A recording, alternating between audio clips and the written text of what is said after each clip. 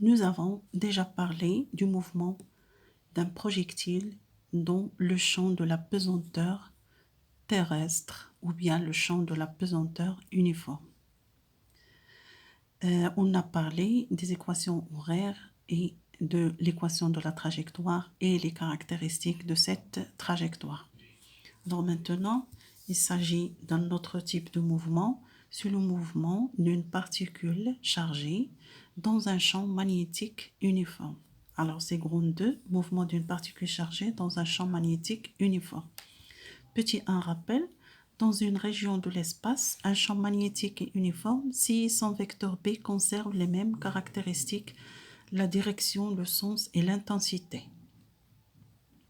Un champ magnétique uniforme est créé soit par un aimant de forme U, comme vous voyez ici sur le schéma. Vous avez un aimant et de forme la lettre U. Le pôle nord, cette partie c'est le pôle nord, l'autre partie est le pôle sud.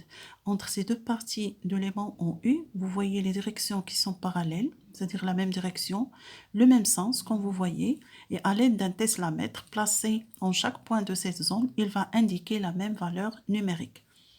Deuxième cas, deuxième méthode pour créer un champ magnétique uniforme, c'est entre deux bobines plates et parallèles parcourues par un courant électrique. Ces deux bobines sont appelées les bobines d'Helmholtz. Alors ici sur le schéma, vous voyez deux bobines, c'est la première et la seconde. Les deux sont parcourues par un courant électrique I. La zone qui est limitée par ces deux bobines se trouve un champ magnétique uniforme. Comme vous voyez, vous avez des lignes de champ qui sont parallèles, ce sont les directions, le même sens, et à l'aide d'un teslamètre, vous allez trouver la même valeur numérique dans cette zone, c'est-à-dire qu'elle est uniforme. Alors ici, je vais vous indiquer une chose à utiliser pour l'utiliser après. Vous avez un vecteur est souvent représenté par une flèche. Cette flèche possède ce qu'on appelle un axe. Si l'œil de l'observateur est placé sur l'axe de la flèche et il voit le vecteur de cette partie, qu'est-ce qu'il va voir? Il va voir uniquement un point. On va le représenter par un point. Si l'œil de l'observateur sur le même axe placé de ce côté, qu'est-ce qu'il va voir? Il va voir une croix. Donc le vecteur sera représenté par une croix. C'est la représentation d'un vecteur perpendiculaire au plan de la figure. Si par exemple ici, pour nous, le plan de la figure, c'est la feuille, si une flèche, si un vecteur, il sort de cette feuille, on va voir un point. Si bien sûr il est enfoncé dans la feuille, dans le plan de la feuille, on va le représenter par une croix. On passe bien sûr à autre chose. C'est ce qu'on appelle la déviation d'une particule chargée dans un champ magnétique uniforme. Expérience. Ici, vous avez les deux bobines d'Helmholtz dont on a parlé. Et entre les deux, la zone où règne un champ magnétique, vous avez un tube de verre.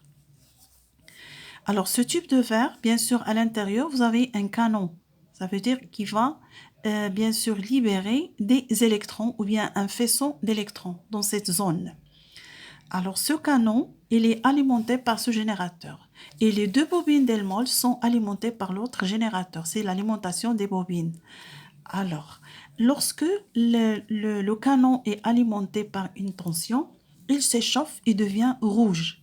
Alors, comme ça, il va donner des électrons. Les électrons seront très faciles à arracher par, bien sûr, cette alimentation.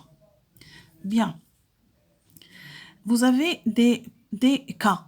Si on oriente la vitesse des électrons dans le même sens de B, il n'y a pas de déviation de faisceau d'électrons. Si la vitesse des électrons est orientée perpendiculairement au vecteur champ magnétique B, alors on constate que le faisceau d'électrons, il prend une trajectoire circulaire comme vous voyez ici.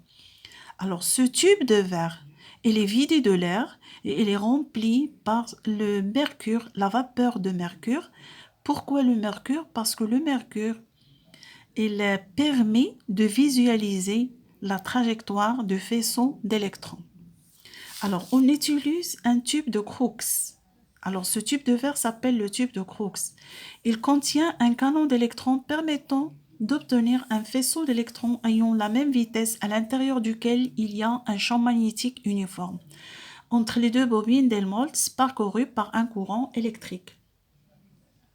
On constate expérimentalement que si le vecteur V des électrons et B sont parallèles, c'est-à-dire ils vont former un angle de θ est égal à 0, ou antiparallèle θ est égal à 180 degrés, le faisceau d'électrons ne subit aucune déviation.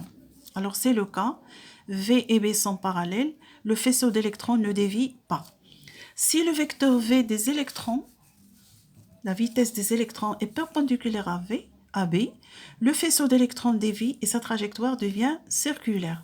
Donc vous avez le schéma où V est perpendiculaire à B et si B est représenté par un point, ça veut dire il sort de la feuille, il est perpendiculaire à V, donc la trajectoire comme vous voyez, elle est circulaire.